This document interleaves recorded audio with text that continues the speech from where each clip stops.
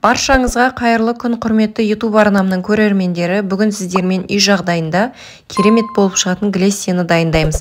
Ол үшін 3 ас қасық кофе қажет болады және қант қосып аламыз.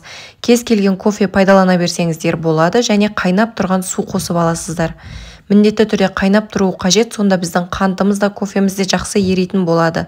Барлығын жақсылап қант ерігенше араластырып, толық суығанша күтеміз. Толық суығаннан кейін барып холодильникке қойып 5-6 сағаттай мұздатып аласыздар.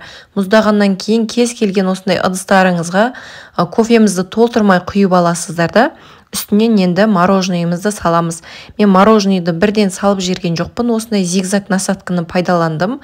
Кішкене әдемі болып көрінсін деп, және де осындай сливочный мороженныйды қолдандым. Негізі шоколадный, басқа да түрлі дәмдеуіштермен істелген мороженныйдан осындай сливочный мороженый керемет болып шығады.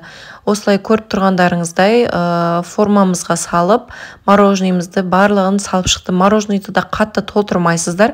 Және мороженныйымыз қатты салқын болмау керек. Шамалы орташа температурада болғаны жақсы. Сонда біздің кофеміз де салқын, дұрыс ерімей қалуы мүмкін. Арасында мұз сияқты қышырлап жүруі мүмкін. Видеоны лайк басып, каналыма тіркеліп қолдап кетуді ұмытпаңыздар.